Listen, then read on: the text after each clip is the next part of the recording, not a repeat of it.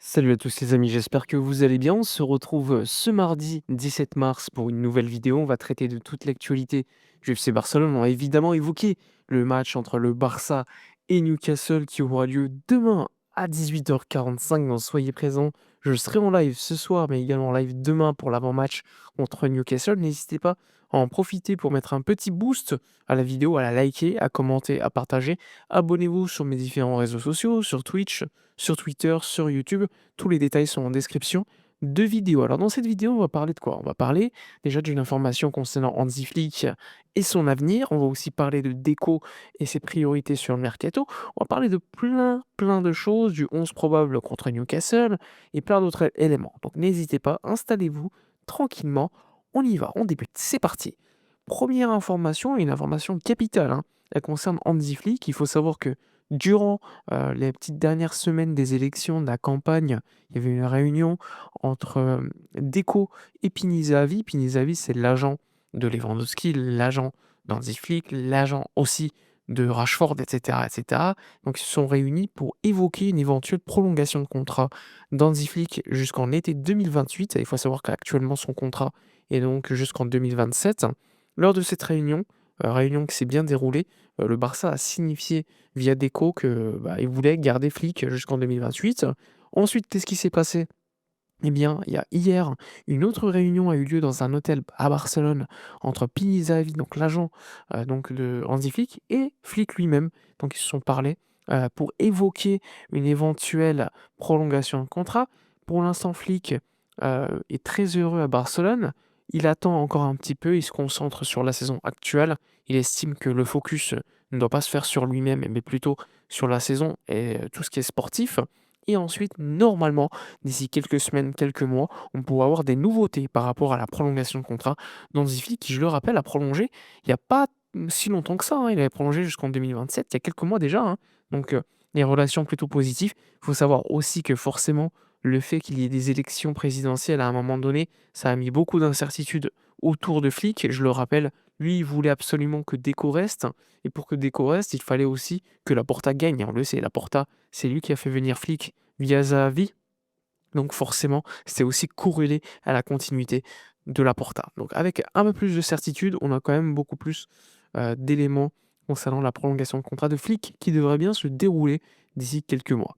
Ensuite, il y a eu évidemment lors de cette discussion, de cette réunion, un des noms qui est sorti, c'est celui de Vuskovic, défenseur central de Tottenham qui est prêté en Allemagne à Hambourg, pour signifier qu'il y avait un vrai intérêt. Déjà parce que Pinizavi est aussi l'agent de Vuskovic et que Flick, forcément, il cherche un défenseur pour son équipe, donc pas besoin d'être un grand, stratège pour voir le lien qu'il peut y avoir. Donc attention, c'est un nom qui sera à suivre lors des prochaines semaines, prochains mois, sachant que je le rappelle, le joueur ne veut pas revenir à Tottenham.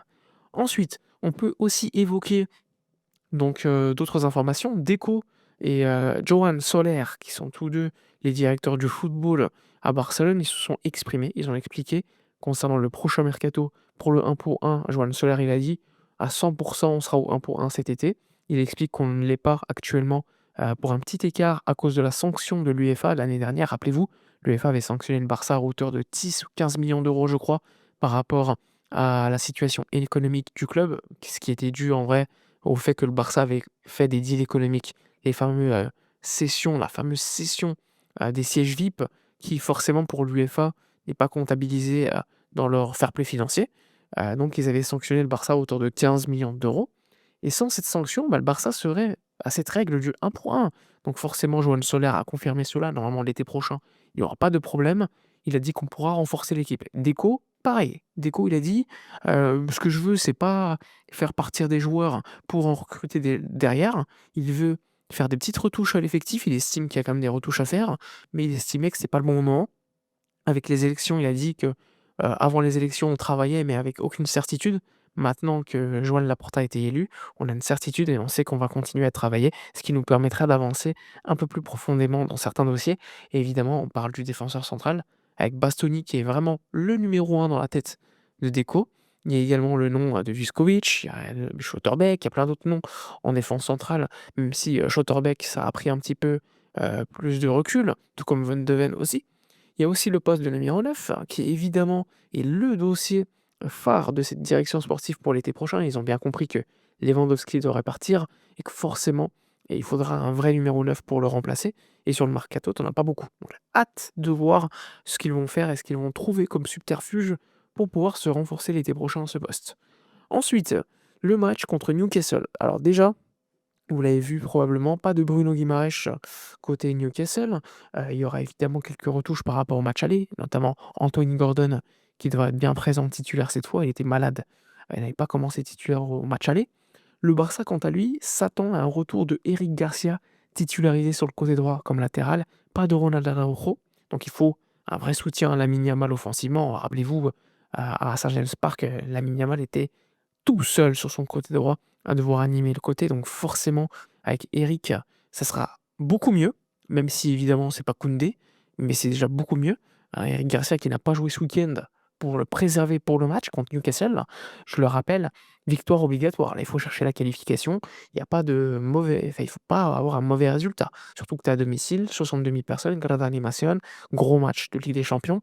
Le Barça attendait ça au Camp Nou depuis plus de 3 ans, si je ne me trompe pas, en Ligue des Champions. Donc il faut absolument le faire. On s'attend normalement à Ferran Torres titulaire. C'est le vrai doute sur le poste de neuf, soit Ferran, soit Lewandowski, parce que les deux sont dans une forme calamiteuse.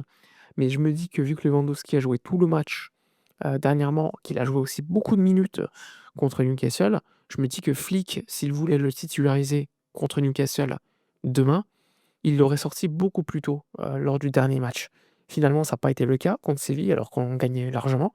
Donc ça me fait penser que peut-être que Ferran commencera. Et si Ferran ne commence pas, eh bien, on pourrait avoir la surprise Dani en faux numéro 9, ce qui te permettrait au milieu de terrain d'avoir un Bernal Pedri avec un Fermin en numéro 10.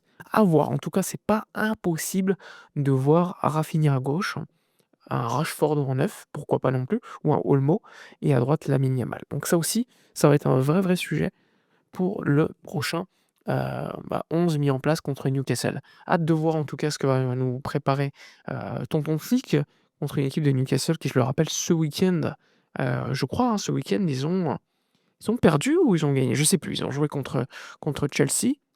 Ouais, c'est ça, ils ont gagné un but d'Anthony Gordon au début du match. Donc attention, c'est pas une équipe à prendre à la légère, hein, parce que je veux bien que ce soit une équipe irrégulière, mais en Ligue des Champions, ils sont capables de battre tout le monde, honnêtement, hein, surtout à Saint-James Park. Après, à l'extérieur, on le sait, c'est une équipe irrégulière de dingue, même s'ils ont gagné à Stamford Bridge ce week-end. Je le rappelle, le Barça à Stamford Bridge, nous, on a perdu. Donc il va falloir prendre cette équipe avec beaucoup de respect, faire le job et évidemment gagner, chercher la qualif pour affronter en quart de finale l'Atlético de Madrid normalement. N'hésitez pas dans l'espace commentaire à donner votre avis, le 11 que vous mettriez en place face à cette équipe de Newcastle United. N'hésitez pas non plus à booster la vidéo. Si vous voulez me soutenir encore plus qu'avec un abonnement, n'hésitez pas à rejoindre, cliquez sur le bouton rejoindre pour me soutenir financièrement. Ça me permet de pouvoir me développer. On se retrouve ce soir en live aux alentours de 19h30, 19h45 et demain pour une nouvelle vidéo. Ciao!